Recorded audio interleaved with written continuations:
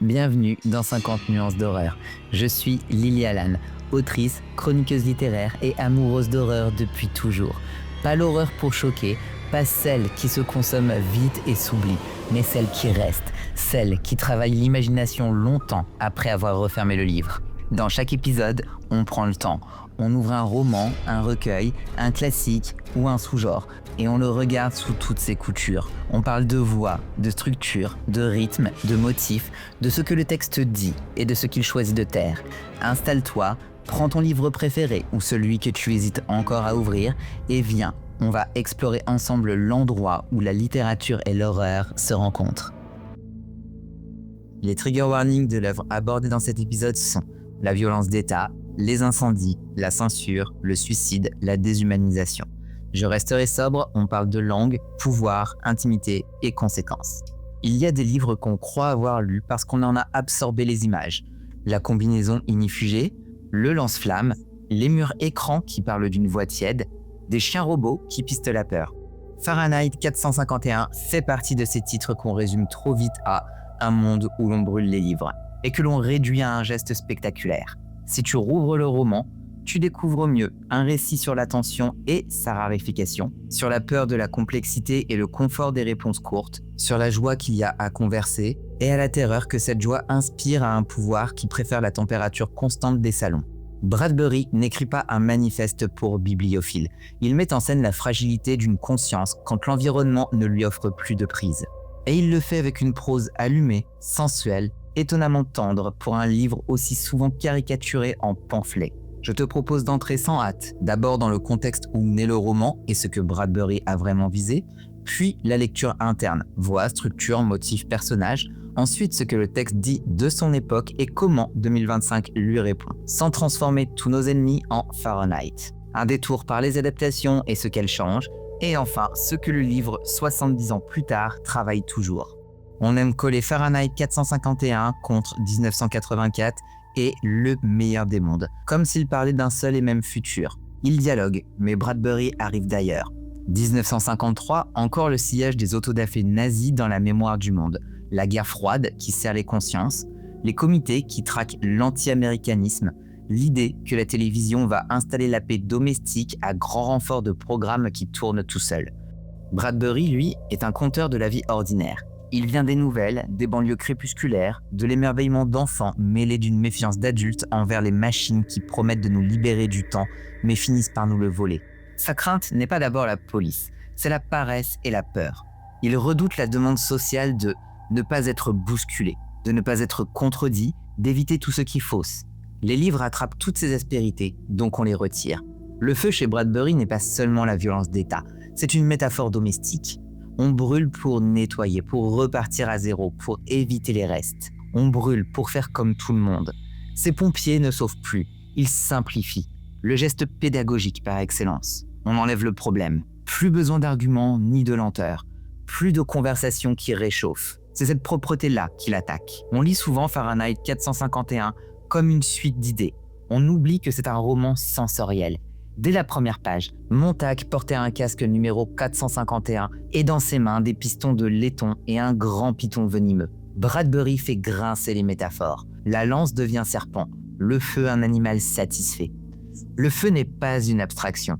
Il mord, il l'échouille, il ronronne.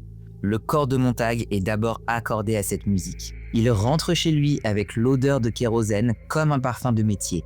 Ses muscles savent faire le geste juste. Ses yeux apprécient la beauté pure d'une page qui noircit. L'homme n'est pas un monstre, il est employé. C'est ce naturalisme sensuel qui rend crédible sa désorientation lorsqu'une autre sensation entre dans sa vie. La voix de Clarisse, la pluie sur la langue, l'idée qu'on peut marcher sans destination. Il faut d'abord donner au feu sa volupté pour que le goût de l'eau ait un sens. La langue suit cette bascule. Au début, elle est rapide, allitérative, gourmande de flammes et d'ustensiles. Puis elle s'ouvre, prend l'air, invite des phrases qui regardent et écoutent. Les murs écrans parlent, mais la prose préfère le murmure des trottoirs, la poudre des feuilles, la silhouette d'une jeune fille qui marche sans casque. Bradbury n'oppose pas la technologie et la nature de façon binaire, il oppose un rythme à un autre. Le livre n'est pas une relique sacrée, c'est un objet fragile qui demande du temps. La télévision n'est pas un diable mécanique, c'est un mange-tout qui promet la chaleur sans effort. La bataille se joue dans les minutes. Le roman tient en 3 parties au titre presque mythique. L'âtre et la salamandre, le tamis et le sable, brûlure vive. Tout est là sous forme d'images. D'abord l'âtre, c'est la maison, la chaleur domestique, le feu sous contrôle. Sauf que chez Montag, l'âtre est vide et la salamandre, l'insigne des pompiers, crache à l'extérieur.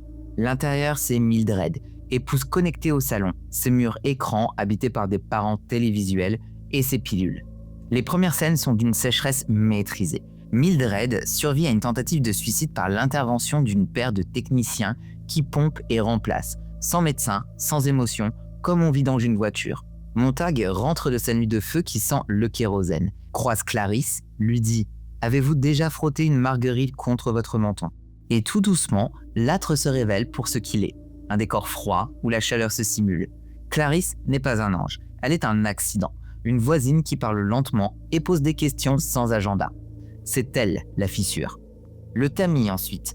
L'image est parfaite. L'enfant à qui l'on a promis qu'il pourrait remplir un tamis de sable s'épuise à verser plus vite, convaincu qu'avec assez de vitesse, il y arrivera. Montag, désormais fissuré, se met à vouloir comprendre par vitesse.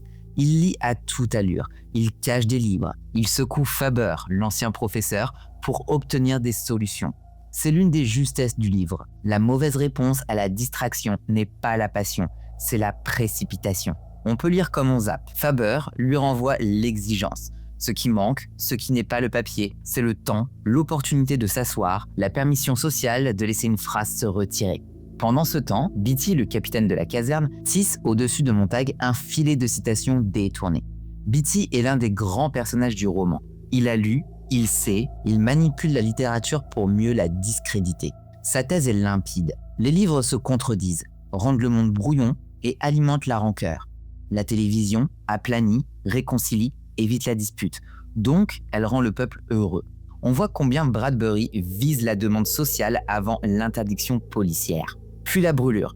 Tout bascule lorsque Montag, sommé de brûler sa propre maison, retourne la flamme contre Betty et contre le massif mécanique. Nos cauchemars d'aujourd'hui reconnaîtront un drone qui pique au venin.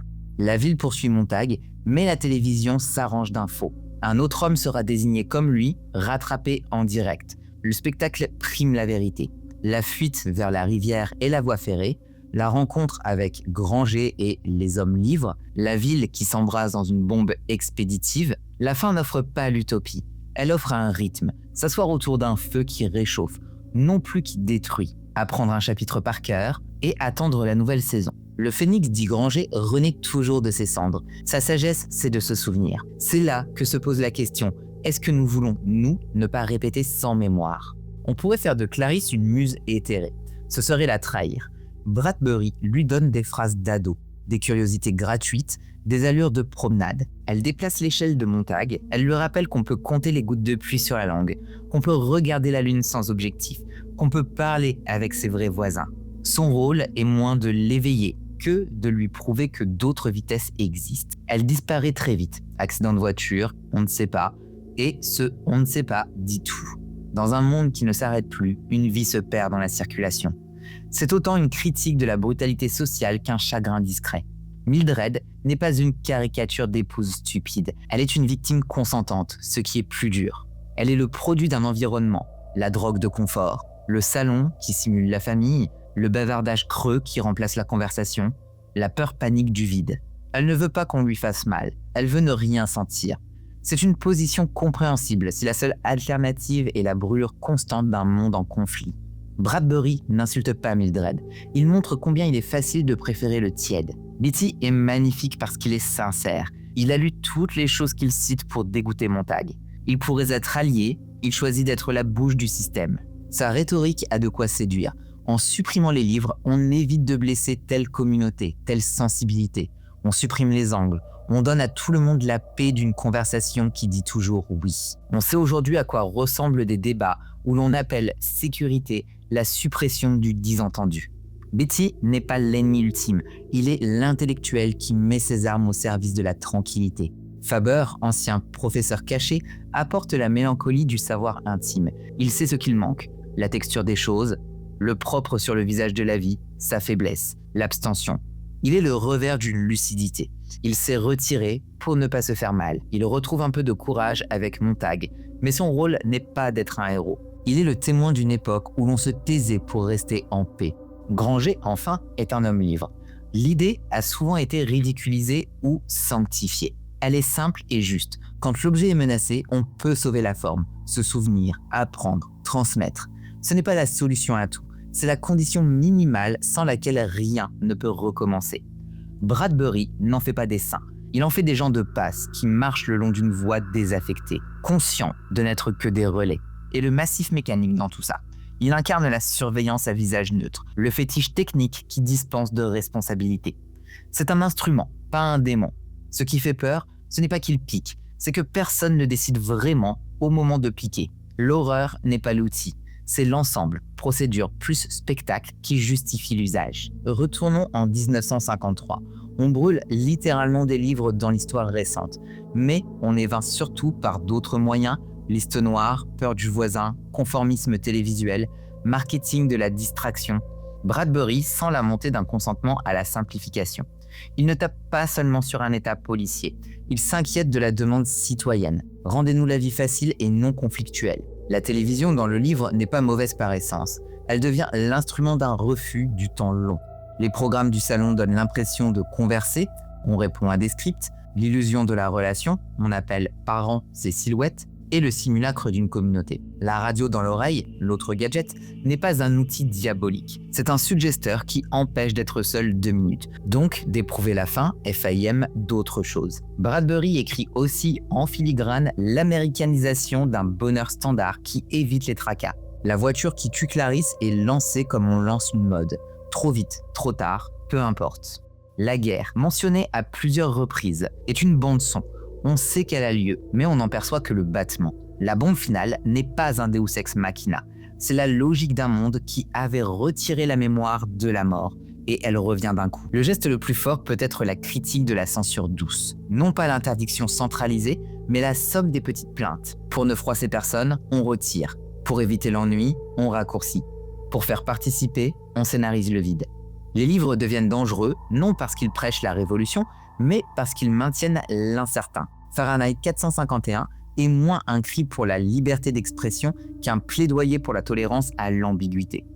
Qu'est-ce qui nous reste de Fahrenheit 451 en 2025 ? On voit bien le rapprochement facile. Écran partout, oreillettes, flux infini, algorithmes qui nous connaissent, livres numériques contre livres papier, et la tentation d'écrire « Nous sommes dans Fahrenheit 451 ». C'est tentant, c'est paresseux si on s'arrête là.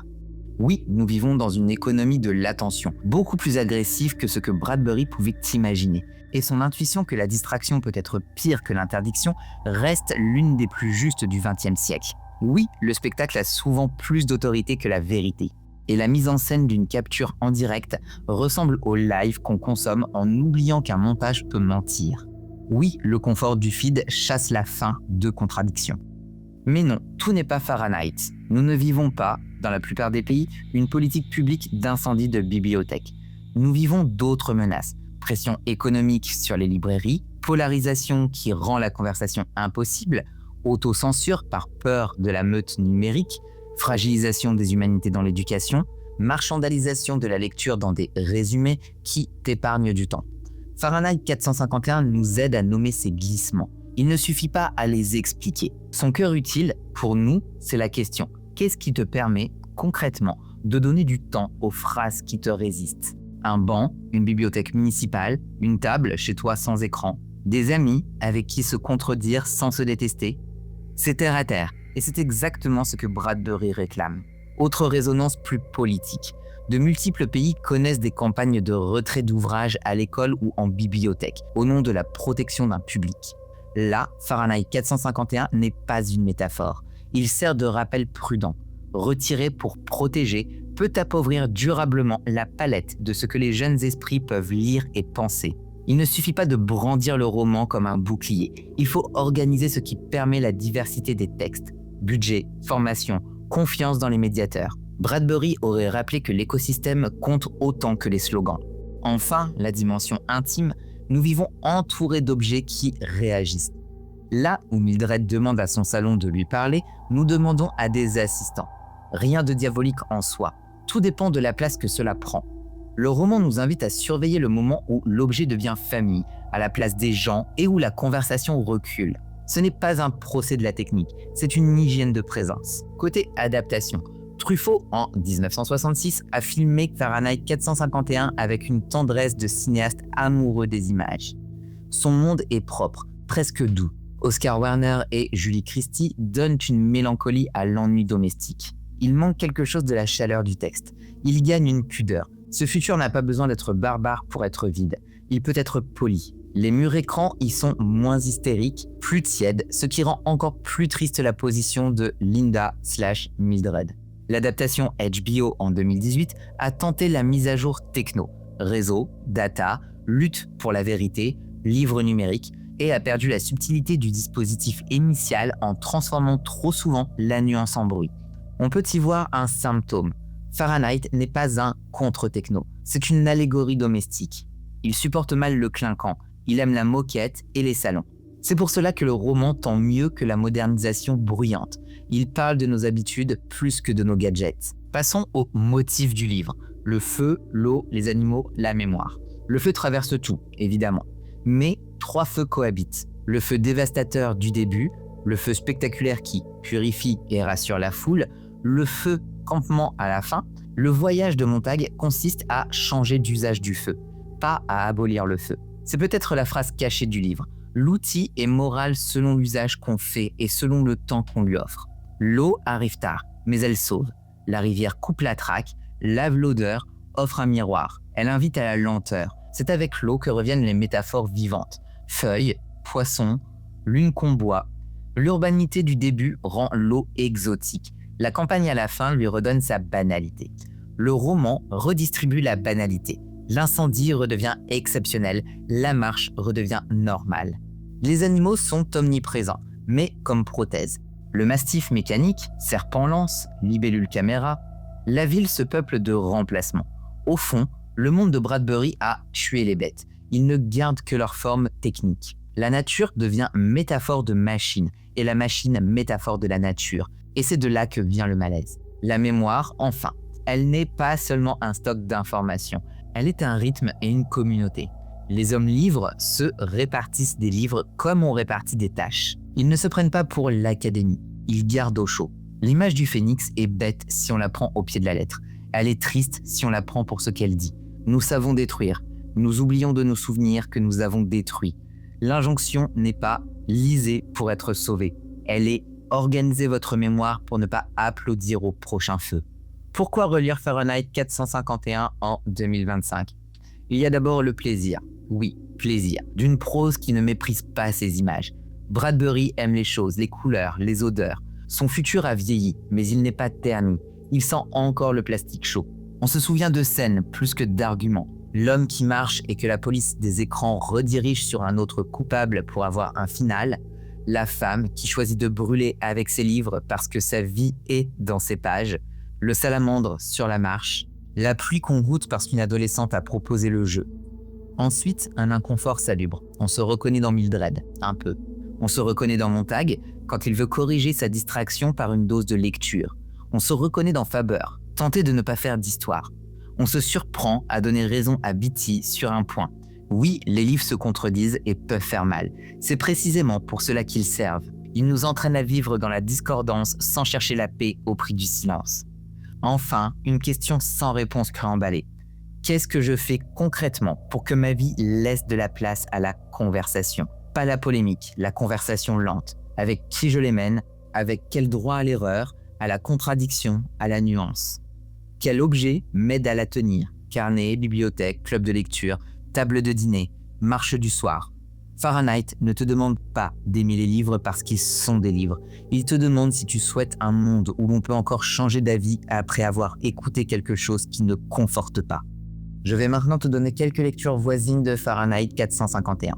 On pense à La meilleure des mondes pour connaître par le plaisir et la distraction, à 1984 bien sûr, pour le contrôle par la douleur, à la pédagogie du faux, ainsi qu'à Zamiatine, nous autres, pour la transparence relationnelle. Mais Fahrenheit est leur cousin domestique. En non-fiction, Neil Postman a formulé 30 ans plus tard ce que Bradbury pressentait.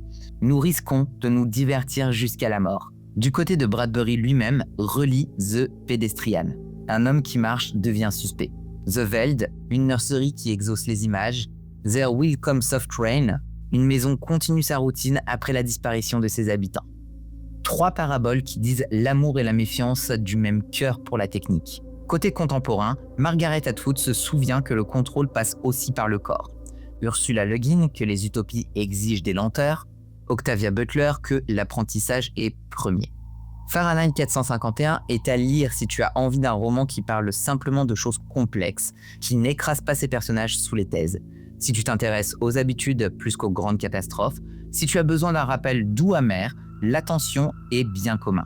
À éviter pour l'instant si les thèmes de suicide te déclenchent, si le feu te ramène à des expériences trop proches, si la fin ouverte te frustre. Et si tu viens chercher une bataille livre versus écran, tu seras déçu. Le texte t'offrira plutôt une question sur le temps et le désir de conversation. On pourrait finir par un mot d'ordre. Lisez, résistez, sauvez les bibliothèques. Ce serait trop facile et pas très Bradbury. Je préfère revenir à la scène la plus humble du livre. 2 personnages qui parlent sous un réverbère. L'une pose des questions. Est-ce que vous êtes heureux ? L'autre hésite et répond trop vite, puis revient plus tard sur sa réponse, parce qu'elle continue de vibrer. C'est peut-être ça la promesse de Fahrenheit 451. Nous redonner le goût de répondre plus tard, retarder un peu la certitude. Laisser une phrase prendre comme un sirop qui refroidit. Le feu détruit vite, la parole tient si on la laisse tenir. Il ne s'agit pas d'idéaliser le papier, ni de faire des bibliothèques des sanctuaires intouchables. Il s'agit de se demander ensemble ce qu'on veut protéger pour que nos vies ne deviennent pas des salons bien chauffés où il ne se passe rien. Ce qu'on veut transmettre par cœur, parce qu'un jour, il faudra marcher et parler sans appui. Ce qu'on est prêt à contrarier en nous pour rester vivant, nos automatismes, nos scrolls, nos envies de rien de trop. Bradbury n'est pas un inquisiteur, il est un amoureux. Et c'est à cette chaleur-là qu'il nous demande de nous réchauffer. Merci d'avoir été avec moi aujourd'hui pour cet épisode consacré à Ray Bradbury et Fahrenheit 451. J'espère qu'il t'a plu. N'hésite pas à me dire ce que tu en as pensé dans les commentaires. N'hésite pas non plus à me rejoindre sur Instagram à 50 nuances d'horreur si tu souhaites prolonger le débat et la discussion à mes côtés. Je te dis à très vite pour une prochaine histoire d'horreur. Merci d'avoir écouté 50 nuances d'horreur. Si cet épisode t'a plu, pense à t'abonner, à laisser 5 étoiles et quelques mots. C'est le meilleur moyen pour que ce podcast trouve d'autres oreilles.